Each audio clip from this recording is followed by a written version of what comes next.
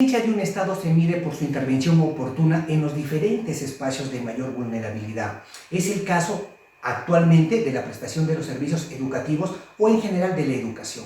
Se han expedido diferentes normas, resoluciones viceministeriales, resoluciones ministeriales, decretos supremos. Este video tiene una finalidad, de un lado, que los padres de familia puedan conocer cuáles son las exigencias que el Estado peruano ha implementado y del otro lado verificar si estas instituciones particulares que prestan el servicio educativo están cumpliendo con las mismas. Yo quiero comentarles algo que es lo que ha motivado este video. Padres de familia actualmente se están preguntando, ¿debo pagar el mismo monto de pensión considerando que la educación actualmente es a distancia o no presencial? O en todo caso, ¿cuál sería el monto que debo de pagar actualmente? ¿A qué están obligadas las instituciones educativas para prestar servicios a distancia o no presenciales? ¿Puedo denunciar a la institución educativa si yo considero que no es idóneo o no es de calidad el servicio que me están dando y ante quién lo hago? O por el contrario, no puedo hacerlo. ¿Puedo trasladar a mi hijo de un colegio a otro? ¿Sí? ¿Cuáles son en todo caso las estrategias para el cumplimiento de los objetivos que deben cumplir, ¿sí?, la educación básica regular? Y si lo cumplen, tengo que también pagar la contraprestación de manera completa. Yo quiero comentarles lo siguiente. Esto nace y aparece justamente en la dación de varias normas. La primera es que el 11 de marzo del presente año se emite el decreto que declaraba a nivel nacional el estado de emergencia sanitaria por 90 días.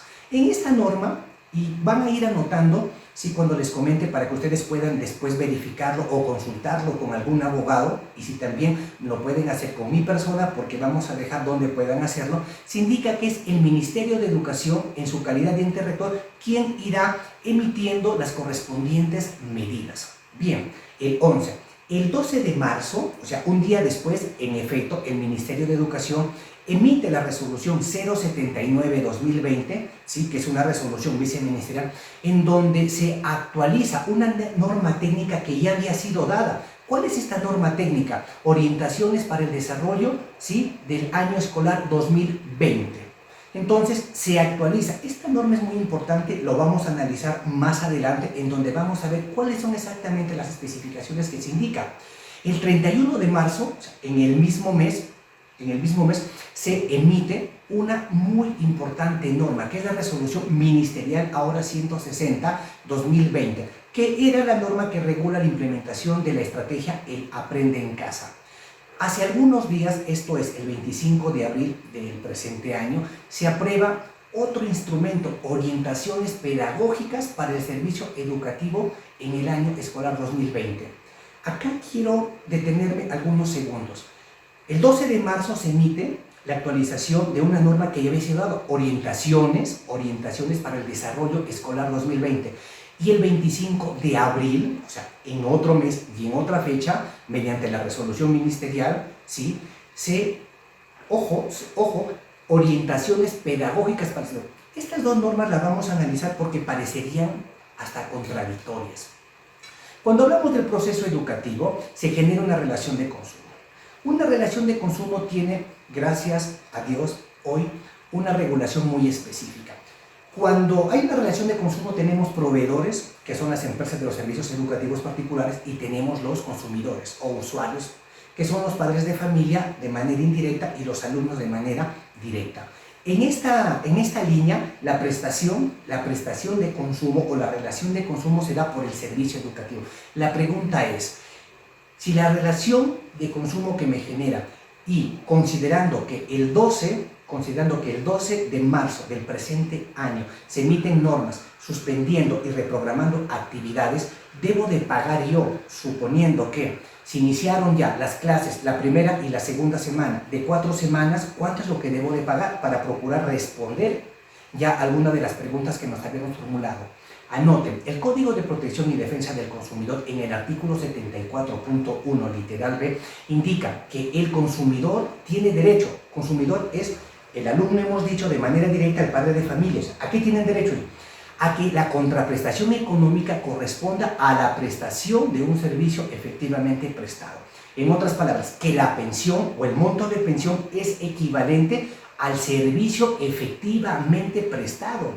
Preguntamos, si es que se suspendieron a partir del 12 o el 13 en adelante, o sea, 2 semanas se suspendieron porque ya se hubieran iniciado, por esas 2 semanas debo de pagar. Por el contrario, un mes posterior, abril, si no se están dando, debo, y cómo debo en todo caso entender respecto al pago. Si no se han dado, es evidente, no tendría por qué pagar. Hay instituciones educativas que todo marzo no lo han prestado, sin embargo ya están cobrando pensiones. No adelantadas, porque ha habido una calendarización que iniciaba para las instituciones educativas en ese mes. Esto es sumamente importante, ¿por qué? Porque en esta misma resolución viceministerial, por ejemplo, establece que para el caso de la educación básica regular inicial se necesita completar anualmente 900 horas, para primaria 1100 horas y para secundaria 1200 horas. Entonces tenemos de un lado de que si es que necesitamos completar 900, 1100 y 1200 horas lectivas anuales, ¿sí? Y no se me están prestando, ¿es de calidad el servicio? ¿Es idónea lo que se me está prestando y en consecuencia es efectiva? Si la respuesta es no, tendríamos que reajustar, sí, pero algunas instituciones a través de comunicados dicen 25% menos, 15% menos, 35%, o sea, ¿a qué se debe? Lo vamos en el desarrollo del video, a explicar. Miren, algo que está pasando es que esto de a merced de que los particulares con los otros particulares, que es la empresa, con los padres de familia, se encuentran en esta discordia, ¿puede alguien por parte del Estado representarnos? He conversado con representantes de una UGEL del Perú, quien me indicaba de que ellos están prácticamente en conversaciones con sus especialistas y que esto lo tienen regularizados. Pero señores, les advierto algo y apunten, no solamente es el Ministerio de Educación a través de la Dirección Regional de Educación ni de las UGELes. ¿Por qué? Porque ellos, recuerden que son quienes nos prestan, y ya hay muchas de las infracciones que están incurriendo estas, pero hay algo adicional. INDECOPI, que es el Instituto Nacional de Defensa de la Competencia y Protección de la Propiedad Intelectual, sí puede intervenir. Pero ¿cómo es que se legitima la intervención del INDECOPI? Muy sencillo. La libertad de trabajo, de empresa, de comercio o de industria, que es la que faculta a un empresario constituir una empresa educativa, está regulada. ¿Por qué? Porque nuestro modelo económico o el régimen económico en el Perú es de ser una economía social de mercado. ¿Qué significa esto? Que el Estado sí puede intervenir, sí puede ser un árbitro cuando en esta economía social de mercado pudieran haber algunas situaciones como las que está pasando. Y un área específica es la educación. En otras palabras, en esta economía social de mercado, el Estado puede intervenir, sí, a través del INDECOPI, por supuesto. ¿Por qué? Porque así como la iniciativa privada forma parte de este modelo, la protección de los consumidores también lo es. Bien, la educación finalmente es un derecho fundamental, y no lo digo yo. El artículo 3 de la Ley General de Educación establece que se trata de un derecho fundamental, ¿de acuerdo? La Constitución Política no habla de un derecho fundamental, o sea, algo que el Estado tampoco, pero eso es no de debate, simplemente quiero indicarlo. La Constitución no lo dice como un derecho fundamental, pero sin embargo, ya en la Ley General de Educación se establece que se trata de un derecho fundamental. Por eso es que el Estado le dice que debemos hacer la universalización de los derechos fundamentales para referirse a la educación básica. Pero, ¿cuáles son los componentes de este derecho a la educación? El Tribunal Constitucional, que es el órgano de interpretación de la Constitución que se encuentra en la parte más elevada, dice que el derecho a la educación comprende: 1. El acceso, la permanencia y la calidad. Entonces, el acceso y la permanencia no hay discusión porque nuestros hijos están estudiando, pero sin embargo la calidad es la que no se está atendiendo. Ese es un análisis que yo estoy haciendo. Fíjense, ¿cómo es que a mí me legitima como padre de familia o usted como padre de familia para que pueda intervenir en el proceso educativo? Muy sencillo. ¿Dónde es que está establecido esto? Anoten, artículo 13 de la Constitución Política del Perú. Indica con relación a los padres, a ustedes padres que me están viendo. Los padres tienen, uno, el derecho de educar a sus hijos. Dos, el derecho de escoger la institución educativa, el centro educativo. ¿Lo han hecho? Sí. Y tres, lo más importante para que me legitime participar es participar en el proceso educativo. O sea, los padres podemos participar del proceso educativo. No solamente vamos a recepcionar lo que diga la institución educativa, el tutor, los diferentes profesores, que es la comunicación o interacción que estamos teniendo actualmente con todas las deficiencias. Nos dice la Constitución, artículo 13, que participar en el proceso educativo. Si hablamos de educación básica regular, hablamos de inicial, primaria y secundaria. Padre de familia, si ustedes tienen hijos en inicial, primaria y secundaria, ese es el proceso escolar para el caso de la educación básica regular. Bien, ahora, cuando estamos hablando de la estrategia, por ejemplo, Aprende en Casa, ya lo vamos a analizar, estoy dando unas pinceladas para que un poco se orienten. El Aprende en Casa establece que se debe hacer a través de radio, televisión o internet. La pregunta ¿es a partir de la dación de estas normas, para el caso de esta última, que es del 31 de marzo, el Aprende en Casa, la estrategia, el 31? La pregunta ¿es a partir en realidad del 31 de marzo que se establece la implementación de estas herramientas, o por el contrario, el Estado ya había requerido a las instituciones y exigido que se implementen estos campos? Si la respuesta es que es antes, hay mucha responsabilidad por parte de las instituciones educativas, sobre todo particulares, porque pagamos una contraprestación. Y antes que se me olvide, muchos de los empresarios particulares dicen, ¿y dinero de dónde? Déjame decirte solamente dos cosas. La matrícula es normalmente el mismo valor de la pensión, ¿de acuerdo?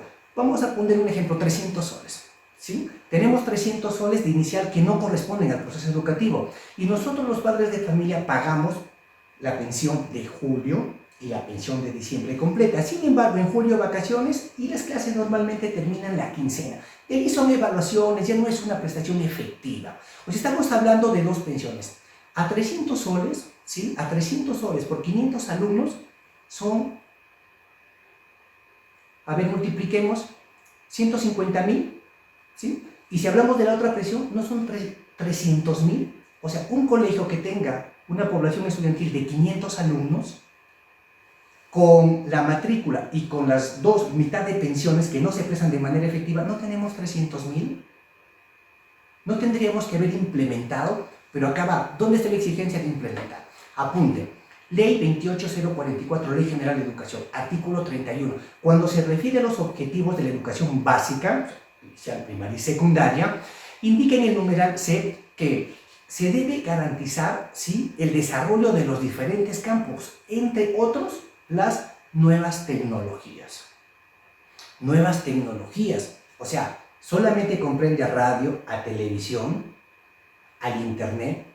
Cuando nosotros vamos a este campo justamente de las nuevas tecnologías, a lo que se hace referencia es, entre otras, a la telecomunicación y sistemas de comunicación a distancia. Estas comprenden programas, aplicaciones, microprocesadores, video. Entonces, ya respondimos otra de las preguntas iniciales. No solamente se está refiriendo a la televisión en casa, no solamente a la radio, al internet, sino a diferentes que la institución educativa debería haberlo implementado. O sea, estamos pagando un derecho. Bien, completamente claro. Hasta acá, perfecto. Entremos a las normas que he hecho mención para analizarlas. Miren, el 12 de marzo habíamos indicado que se emite la resolución 079-2020, ¿sí?, que es la segunda norma después del estado de emergencia. En este artículo 2, apunten artículo 2 de resolución viceministerial 079-2020, hay dos supuestos. El primero es de suspensión y el segundo es de reprogramación. El caso de suspensión se da cuando ya se inició las clases escolares. Muchas han iniciado la primera semana, otras la segunda semana. ¿Los encontró? Pues porque el 12 es jueves, los encontró con lunes, martes, miércoles, el jueves 12, dan comunicado el viernes. Otras, la primera semana prácticamente tendremos una semana más, prácticamente 2 semanas, pero en el caso de la reprogramación es cuando no habían iniciado, porque algunas iniciaban, si bien el mes siguiente en abril, o bien la mitad del mes. O sea, eso es independiente. Pero ¿qué es lo que sucede acá? Cuando se emite esta norma, o sea, el mes pasado, que es el 12 de marzo, ¿qué se indica para el caso de reprogramación? O sea, de las instituciones educativas que ya habían ya habían iniciado las clases escolares. La ley establece en el numeral 2.1, anótenlo, que la institución educativa está obligada a reprogramar las horas lectivas. ¿Cuáles son las horas lectivas? Las de 45 minutos que se dan, ¿sí?, en el salón de clase. O sea, nosotros necesitamos determinadas horas, ¿sí?, semanales, lo vamos a ver cuántas son exactamente. Entonces dice reprogramar las horas lectivas, reprogramarlas. Y dice que se debe de comunicar, ojo, se debe de comunicar por escrito la reprogramación a los usuarios del servicio educativo, o sea, a los padres, y también a las UGELs o a las unidades de gestión educativas. Dentro del plazo, no, miren, máximo de 7 días. O sea, si el 12 fue un día hábil, teníamos el viernes, si contamos lunes, martes, miércoles, viernes, el 12, 7 días máximo daba 23 de marzo. O sea que el 23 de marzo, ojo, 23 de marzo, ya las instituciones educativas deberían haber comunicado la reprogramación de las horas lectivas. Si no lo han hecho, hay responsabilidad. Ustedes buscan en internet y en efecto lo van a encontrar. Sin embargo, va a haber otra norma que es justamente la que se emitió hace algunos días, que dice otra cosa. Lo vamos a analizar. Centrémonos en esta. ¿Por qué? Porque hay padres de familia que no se nos ha comunicado más que cuánto es lo que vamos a pagar.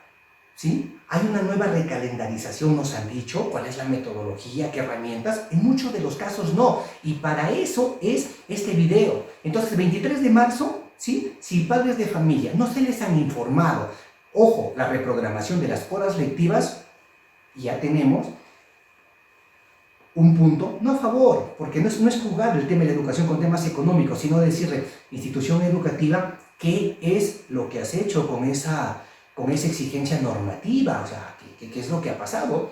Porque les decía, en esta resolución, en esta última resolución viceministerial del 25 de hace algunos días, ojo, dice que las instituciones educativas adaptarán sus planes de recuperación y tendrán, mire, un plazo mayor de 7 días calendarios.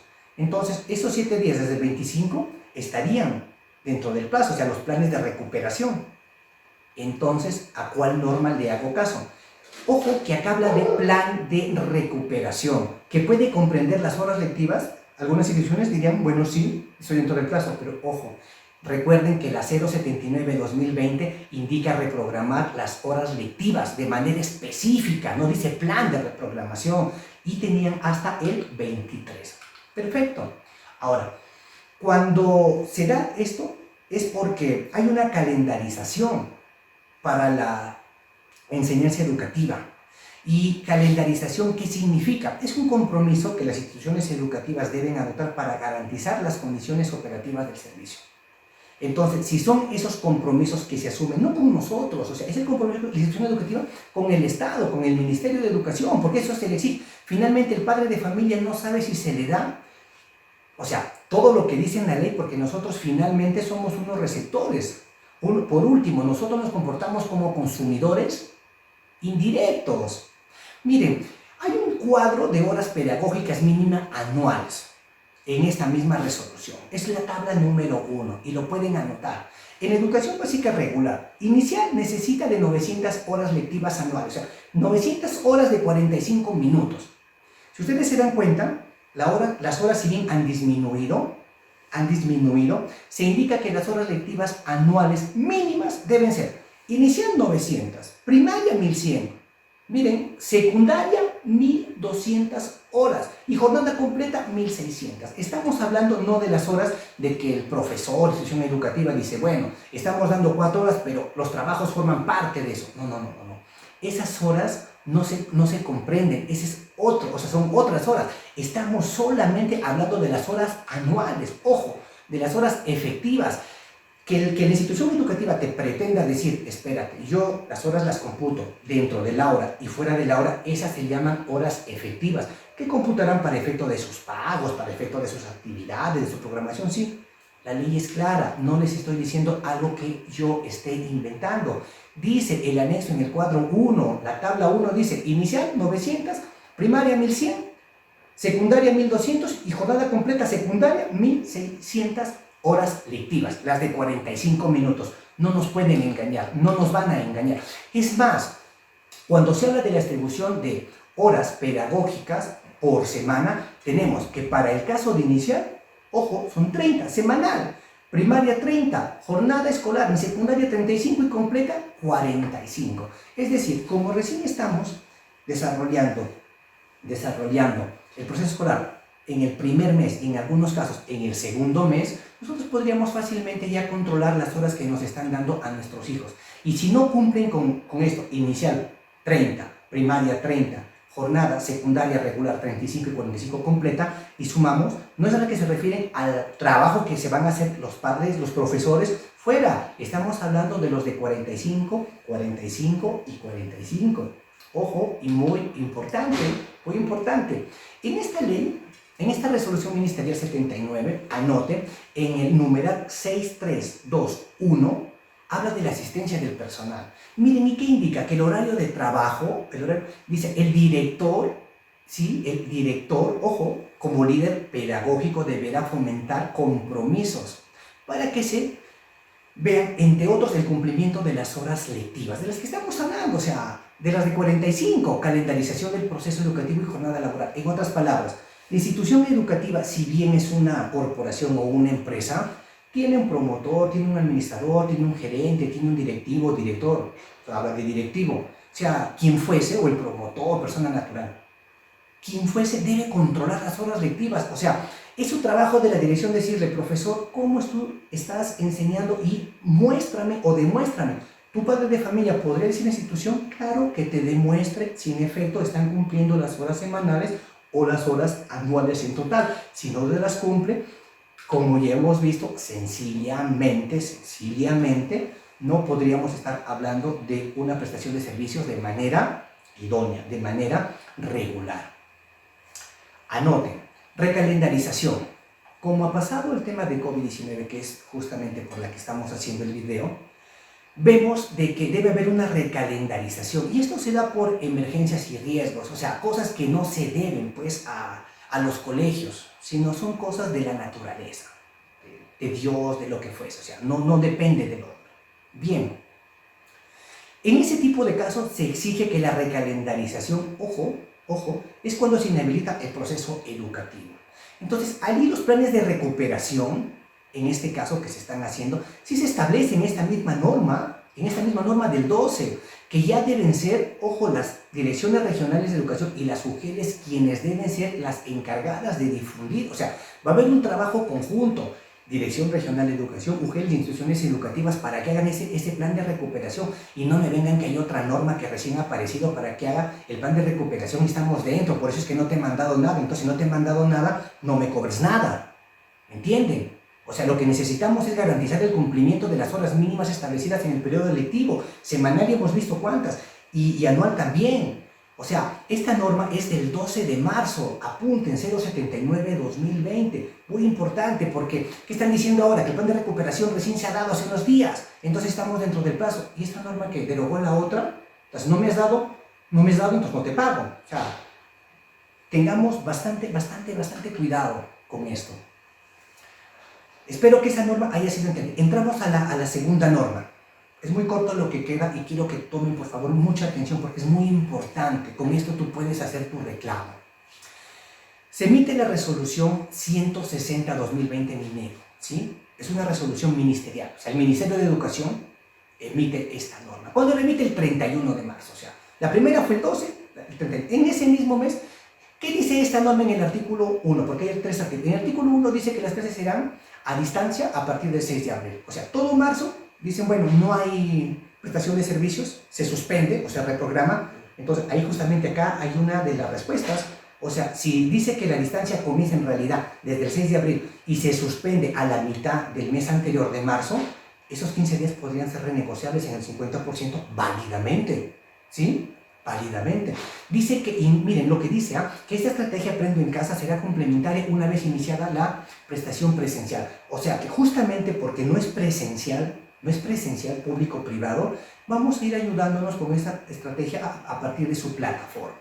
¿Y la finalidad cuál era? Naturalmente la prevención y el control de esta enfermedad, el COVID-19.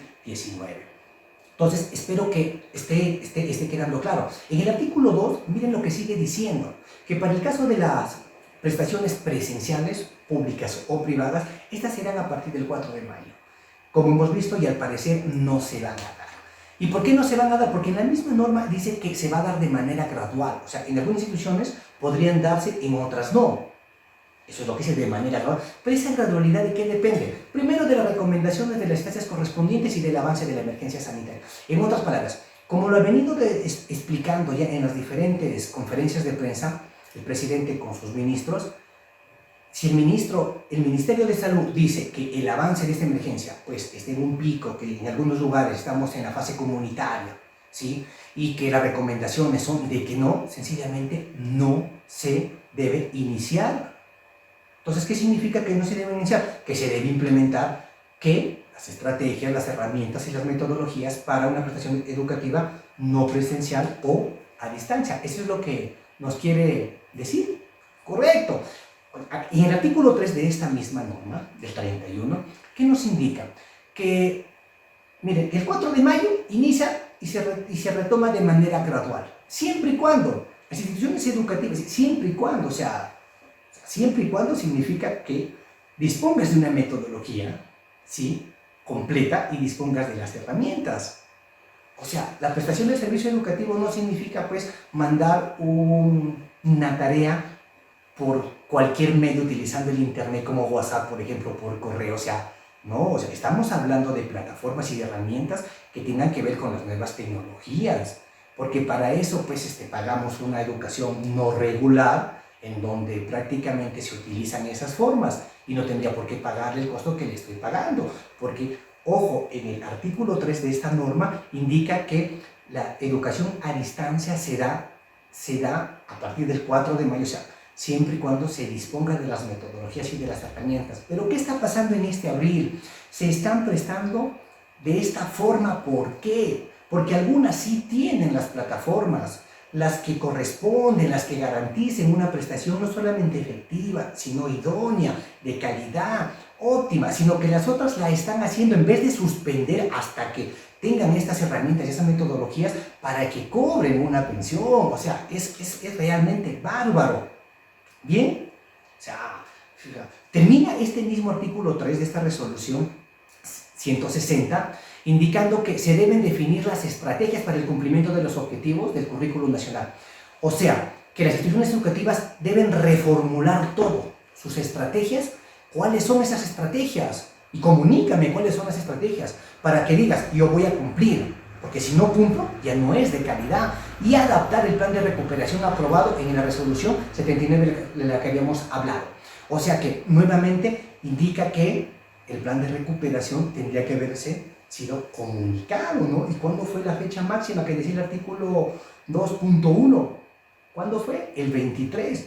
Entonces, instituciones educativas, yo sé que también están escuchando, me han hecho muchas consultas, mucho problema con eso, mucho conveniente con eso.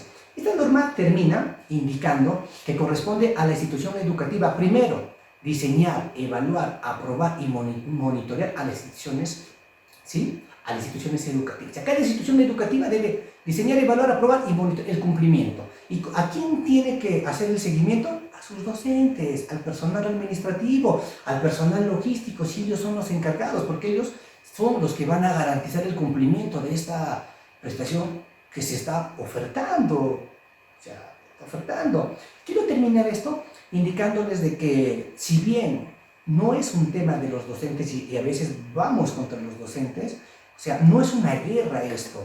Por el contrario, es de poner herramientas, qué es lo que está pasando, o sea, cómo yo puedo en un punto medio, puedo resolver y formar parte de una solución y no de un problema.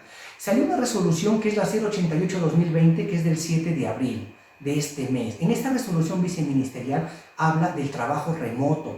Miren lo que es el trabajo remoto, pero ojo, esto es para instituciones públicas. Ojo, dice que, miren, el trabajo remoto es la presencia física del profesor en su domicilio o donde haga el aislamiento domiciliario. En otras palabras, le dice, tu profesor debes donde te encuentras, tu domicilio, o sea, no tienes domicilio, donde estás en el aislamiento obligatorio, prestar, si te han contratado, cumplir con las horas de los 45 minutos, ¿sí? Ojo, que Miren, que te puedas valer de cualquier mecanismo, medio de comunicación o telecomunicación que te sea posible para realizar las labores fuera del centro de trabajo.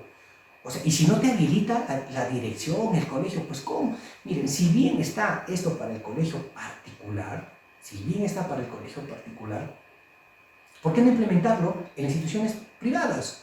¿Esos elementos no pueden formar parte del modelo privado? Por supuesto que sí. Si hemos dicho que la libertad de trabajo, empresa, comercio o industria le corresponde al empresario para que haga colegios, hay una garantía constitucional que dice que nadie está obligado a hacer lo que la ley no manda ni impedido de hacer lo que ella no puede. Si no prohíbe la ley, ¿por qué no implementar esto y hacer el seguimiento? Sino que lo más fácil y sencillo realmente es que, entre otras cosas, bueno, los padres de familia no digan nada, no se asesoren, las mujeres no han dicho nada tampoco, Indecopi está allí, o sea, veamos qué está pasando.